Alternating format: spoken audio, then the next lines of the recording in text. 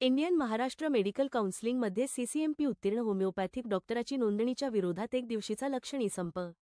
CCMP डॉक्टरांना Maharashtra medical काउन्सिलमध्ये नोंदणी देण्याचा निर्णय तात्काळ रद्द करा या मागणीकरिता आज रोजी नांदेड जिल्ह्याचे जिल्हाधिकारी यांना Indian medical association Maharashtra state यांच्या वतीने निवेदन देण्यात आले। महाराष्ट्र शासनाच्या वैद्यकीय शिक्षण आणि औषध द्रव्ये विभागाने नुकतीच जारी केलेल्या परिपत्रकात महाराष्ट्र मेडिकल काउन्सिलला सीसीएमपी कोर्स पास केलेल्या होमिओपॅथिक वैद्यकीय व्यावसायिकांना महाराष्ट्र मेडिकल काउन्सिलमध्ये नोंदणी करून घेण्यासाठी निर्देश देण्यात आले आहेत। शासनाच्या हा निर्णयामुळे आरोग्य सेवा व्यवस्थेच्या सुरक्षतेसाठी व गुणवत्तेसाठी गंभीर धोका निर्माण करणारा आहे। याकरिता शासनाने लोकांच्या आरोग्याचा विचार करून तो GR तात्काळ रद्द करावा। आरोग्य सेवा ही राज्याची पवित्र जबाबदारी आहे। आम्हाला विश्वास आहे की आपण महाराष्ट्रातील नागरिकांच्या आरोग्याचे संरक्षण व वैद्यकीय व्यवसायाची शुद्धता राखण्यासाठी आमच्या मागण्या तात्काळ विचारात घ्याव्या, असे इंडियन मेडिकल असोसिएशन महाराष्ट्र स्टेटच्या वतीने सांगण्यात आले आहे। संबंधित दिनांक 5/9/2025 रोजीचा GR तात्काळ मागे घेण्यात यावा, अन्यथा इंडियन मेडिकल असोसिएशनच्या वतीने तीव्र आंदोलन करू असा इशारा इंडियन मेडिकल असोसिएशनच्या वतीने यावेळी देण्यात आला आहे। आज मुख्यतः महाराष्ट्र मेडिकल काउन्सिल मध्ये सीसीएमपी उत्तीर्ण होमिओपॅथिक डॉक्टरांच्या रजिस्ट्रेशन एंट्रीच्या विरोधात Indian medical association Maharashtra state यांनी पूर्ण राज्यभर संप पुकारला आहे आणि आजच्या दिवस उद्या सकाळी 8 वाजेपर्यंत कंप्लीट वैद्यकीय सेवा बंद राहतील। BHMS डॉक्टरांना जो सीसीएमपी कोर्स आहे तो कोर्स 1 वर्षाचा आहे। त्यामध्ये दर आठवड्याला 1 तासाचं लेक्चर होतं आणि त्या धर्तीवरती शासनानं BHMS डॉक्टरांना महाराष्ट्र मेडिकल काउन्सिलची ॲलोपॅथिक डॉक्टरांची काउन्सिल आहे त्या काउन्सिलमध्ये रजिस्ट्रेशन देण्याचे आदेश दिलेले आहेत। पूर्वीच्या काळी महाराष्ट्र शासनानं हा GR काढला होता, त्याला आम्ही विरोध केला होता। मग शासनानं ते स्थगिती दिली, त्यानंतर एक कमिटी तयार केली, त्या कमिटीनं रिपोर्ट दिला, तो आता आमच्यापर्यंत काही पोहोचला नाहीये। परंतु त्या कमिटीच्या निर्णयावरती शासनानं परत दुसरा GR काढला आणि काल म्हणजे 17 तारखेपासून सीसीएमपी उत्तीर्ण होमिओपॅथिक डॉक्टरांचं MMC मध्ये रजिस्ट्रेशन करण्यास परवानगी दिली किंवा तसे MMC रजिस्ट्रारला आदेश दिले। आमचा त्याला विरोध आहे। म्हणजे MBBSच्या समकक्ष त्यांचं होईल। आमचा MBBSच्या ऍक्च्युअली कसं आहे की महाराष्ट्रामध्ये प्रत्येक पॅथी जे आयुर्वेदिक असेल, होमिओपॅथी असेल किंवा ॲलोपॅथी असेल, प्रत्येक पॅथीची वेगळी काउन्सिल आहे आणि ते उत्तीर्ण डॉक्टर त्या काउन्सिलमध्ये रजिस्टर होतात। परंतु महाराष्ट्र शासनानं हा जो नियम काढलाय की होमिओपॅथीच्या सीसीएमपी उत्तीर्ण डॉक्टरांना ॲलोपॅथी डॉक्टरांच्या काउन्सिलमध्ये रजिस्ट्रेशन देण्याचं हा निर्णय आमच्या दृष्टीने चुकीचा आहे आणि याच्या आरोग्य सेवेवरती परिणाम होतात।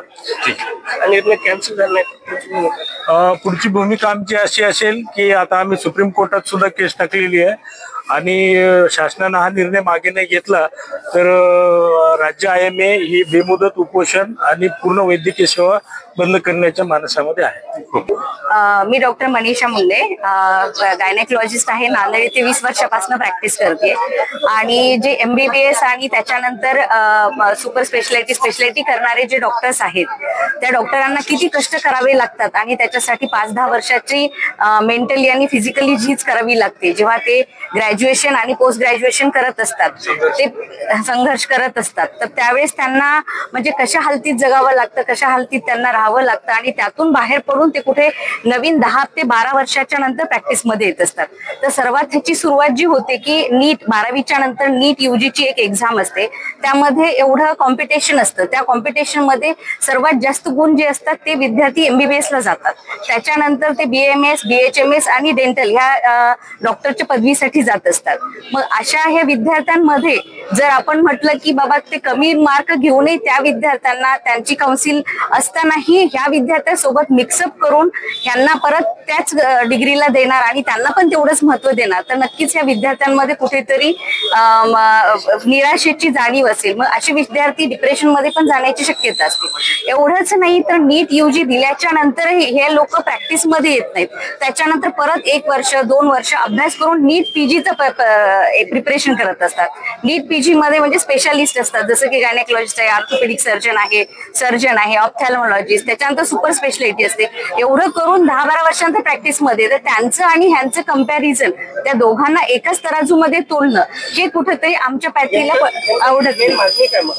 आणि आमचं म्हणणं आहे की MBBS ची जी MMC आहे ती MBBSच्या पात्र लोकांसाठीच असावी आणि BHMS आणि BAMS त्यांची जी काउन्सिल आहे त्यांना तिथूनच रजिस्ट्रेशन. ह्याचं मिक्सिंग करून दोघांमध्ये वादविवाद निर्माण करू नये दोन्ही पॅथीमध्ये आणि रुग्णांच्या जीवास पण धोका करू नये. जे डॉक्टर एखादे 12 वर्ष प्रॅक्टिस करून पुन्हा प्रायव्हेट प्रॅक्टिस मध्ये किंवा गव्हर्नमेंट जॉब मध्ये उतरतात, त्यांची तुलना तुम्ही 5 वर्ष BMS BHMS करणाऱ्या लोकांशी करून जर त्यांना प्रॅक्टिस मध्ये उतरवलं तर नक्कीच तिथे पेशंटच्या जीवाला धोका निर्माण होऊ शकतो. ॲलोपॅथी हे वेगळं सायन्स आहे, याचा दर्जा वेगळा आहे. आम्ही होमिओपॅथी सायन्सचा आदर करतो, त्यांना वैयक्तिक विरोध नाहीये, परंतु या पद्धतीने आमच्या महाराष्ट्र मेडिकल काउन्सिल रजिस्टर मध्ये नोंदणी करणे, प्रत्येकाची होमिओपॅथी वेगळी काउन्सिल आहे, आयुर्वेदिक वेगळी काउन्सिल आणि महाराष्ट्र मेडिकल काउन्सिल MBBS डॉक्टरांसाठी, त्याच्यात शासनाने यांना रजिस्ट्रेशन देऊन हा चुकीच्या पद्धतीने अन्याय करत आहे आमच्या पॅथीवर आणि रुग्णाच्या पण आरोग्याशी हे हेळसांड आहे आणि धोकादायक खेळ आहे. हा बंद करावा, याची काही आवश्यकता नाहीये आणि त्यांना स्वतंत्रपणे रजिस्ट्रेशन करून करू द्यावं, प्रॅक्टिस करू द्या. याचा आम्ही निषेध.